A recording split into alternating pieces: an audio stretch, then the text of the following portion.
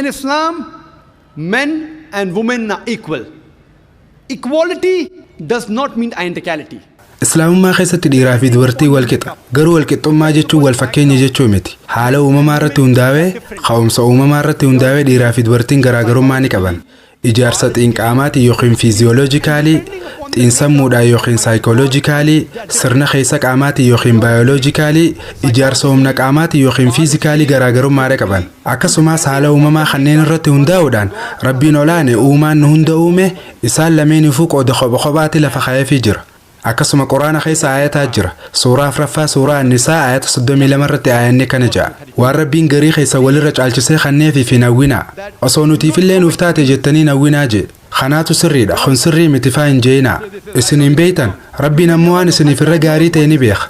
Wanti isin anaaf gaariidha jettanii addan tarii isiniif gaarii ta'uu dhabuun mala. Wanti isin naafamaadha jettanii addan ammoo isiniif gaarii ta'uu danda'a. Sababaa nuzuula Quraanaa yookiin sababaa aayanni kun itti buufame yoo dubbistan aayanni kun maaliif buufame? Sababni aayanni kun itti buufame waan dubartoonni rasuulaa ergamaa Rabbiitti sallallahu alaihi wasallam mormii takka dhiyeessaniif. Mormiin isaaniitis nuti yoo maaliif jihaadan goone mirgi keenya akka eegamuu barbaanna jaaniin qabeenya dhaaluu yookiin dhaalmee keessatti yoo maaliif walqixxaachuu dhabne jennaan aayanni kun buufame. Loojika waan kana duubaan jiru Rabbiin ni beeka garuu isin hin beeytan.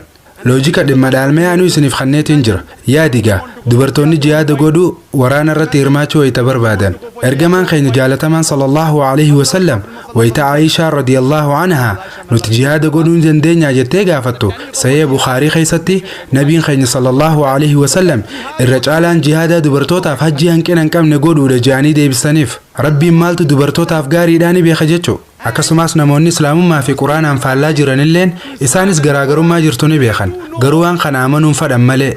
Addunyaa warra lixaatun miidiyaalee warra lixaa kun cufti warreen Islaamummaatti quba isaanii laachaa jiran miidiyaalee fi warroota biyyoota lixaa kana gaafiidhaan isaan gaafachuu fadha. Warreen Islaamummaan dubartoota cunqursitu jiru kun isaaniifuu warreen dubartoota akkaan cunqursan keessaa warra duraati. Gaafii laaftuu sabloota akkaan isaan gaafadha. Yeroo wal dorgommii ispoortiidhaa maaliif dhiiraa fi dubartoonni kophatti adda baafamanii akka dorgoman taasifaman? Dorgommii Olompikii irratti hogguu wal dorgommii fiigichaa meetira 100 fiigan maaliif dhiiraa fi dhalaa wajjin hin fiineeho? Maaliif dhiiraafis kophatti dubartootaafis kophatti maaliif godharree? Yeroo bishaan daakiitis maaliif dhiiraa fi dhalaa kophaa dorgomsiisan? Silaa waliin dorgomuu qaban ture haa.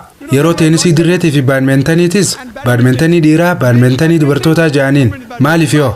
Waldorgommii tanarratti waan mixed doubles jedhamutu jira. Mixed doubles jechuun dhiira takkaa fi dubartiin takka garee takka ta'anii hogguu dhiira takkaa fi dubartii takka garee biraatti wajjin wal dorgoman. Kana jechuun miseensa garee takkaa keessa nama tokko olaanaa fi tokko gadaantuutu jira jechuudha. Mixed doubles jedhaniin maaliif dhiira lameen gama tokkoon kaayanii dubartoota lameenis gama kaaniin kaayanii waliin dorgomsiisin? Ammoo asirratti isaan gareen takka dhiira takkaa fi dhalaa takka qabdi, gareen taanis dhiira takkaa fi dhalaa takka akka qabaattu godhan. Eegoo walqixa kajettan taate maaliif dhiira lameen garee takka gootanii dhalaa lameenis garee takka hin godhirree? Sababni isaa warri lixaa kun dhiiraa fi dhalaan qaamaan garaagarummaa akka qaban ni beekan. Maaliif abbaa murtii Olompikii bira dhayxanii aboo isin maaliif dubartoota cunqursitan maaf hin jenneen? Maaliif dhiiraa fi dhalaa akka wajjin hin fiine dhorkitan maaf hin jenneenoo? Miidiyaan tokkolleen Olimpikiin dogongora dalagajee isaanii mormanii jira.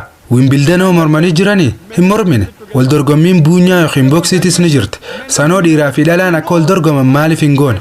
Laal hogguu qormaataa yeroo qorumsa kutaa kudhanii dhiiraa fi dhalaanis walumaan ta'anii qormaata fudhatan. Yeroo eebbifamanis dhiiraa fi dhalaan walumaan. Sababni isaanii beekan waan barumsaan wal qabatu irratti dhiiraa fi dhalaan wal qixa ja'an. Garuu hogguu waan qaamaan yookiin waan humnaan dalagan taate garagaras hin ja'an. Waldorgommii bareedinaa ni beektanii? Waldorgommii bareedinaa irratti dhiirtinis kopha dorgomti dhalaanis kopha dorgomti. Isaanii waliin dorgomu harkitanii waldorgommii bareedinaa ta dhiiraa fi dubartiinis waliin wal dorgoman ta harkina ni jirti. Isin harkitanii beeytanii? Maaliif? Sababninis bareedinni dubartiidhaa bareedina dhiiraatirraa garaagarummaa qaba. Kanaafuu warri lixaatis waan kana numa beekan. Garuu waan kana ifadhu dhugoomsanii dubbachuun fadhan. Yeroo hedduu dorgommiin tun wal fakkaatti.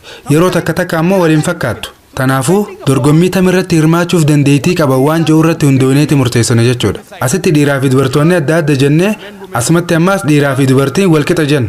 Garuu Rabbii keenya kan uume irra eenyutu caala? Namni Rabbiin uume caalaa waa'ee ilma namaa kana beeku Allah malee eenyutu jira? Rabbiin kitaaba isaa Xumuuraa Quraana keessatti bakka dhiiraa fi dubartiin tokkotti ta'anii fi bakka isaan itti garagara ta'anis ibsee jira. Walumaa galatti dhiiraa fi dubartoonni wal qixa garuu tokko miti. kutaa takka keessa barattoota lama kan A fi B jaamaniitu jira jennee yaadaanaa fudhannu. Qormaata irratti isaan lameenuu 180 argatan. Isaan lameenuu sadarkaa tokkoffaa bahan. Yeroo waraqaa qormaataa tana laaltu gaafiin 10tu jira. Gaafiin 10nuuf jalatti gaafii 10 qabdi. Yeroo waraqaa deebii qormaataa tana qorattan barataan A gaafii 10 duraa keessaa 9 argate, barataan B ammoo gaafii 10 duraa keessaa 7 argate. Deebisaa gaafii duraa keessatti barataan A barataa B irra qabxii wayya qaba jechuudha. Gaafii 10 lammaffaa irratti ammoo barataan B 10 irraa 9 argate, barataan A ammoo 10 irraa 7 argate. Deebisaa gaafii lammaffaa irratti ammoo barataan B barataa A irra qabxii wayya qaba jechuudha. Gaafiilee hafan 8 keessatti jechuun gaafiilee 3 irraa kaasee hanga 10 jala jiranitti isaan lameenuu barataan A fi B'nis 10 irraa 8 argatan. Isaan lameenuu wal qixa. Cufaa yoo walitti hidhaane gamtatti 100 keessaa 80 ta'a. Lameenuu wal qixa. Garuu gaafii 10 duraa irratti barataa A turra wayyaadha, gaafii 10 lammaffaa irratti barataa B turra wayyaadha. Gaafiilee hafte cufa keessatti ammoo isaan lameenuu wal qixa. Haaluma wal fakkaatuun islaamummaa keessattis Rabbiin subhaanahu wa ta'aalaa ni beeka jechuudha. Bakka isaan itti wal qixa ta'anitti gahee wal qixa qaban, bakka itti wal fakkaatanittis gahee wal fakkaattu qabaatan jechuudha.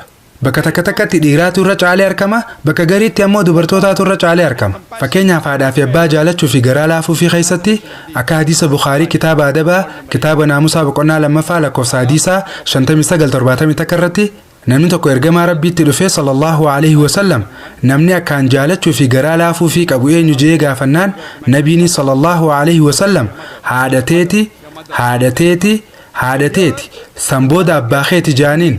Kanaafuu bakka tanatti haati takka yoo abbaa wajjin wal bira qabamte jaalalaa fi gara laafina harka 3 hin caalu ilmaan sii irraa argatti. Kanaafuu bakka tanatti amma haadhaatu irra caalee argame jechuudha. Ta'us garuu mee fakkeenyaaf yoo saamtuun yoo hattuun takka mana kiyya seente jaartii tiyyaa fi intala tiyyaan deemaati hattuu tanaan lola aariyaa amirga dubartootaatittiin amanaa jee yoo seentaa'u.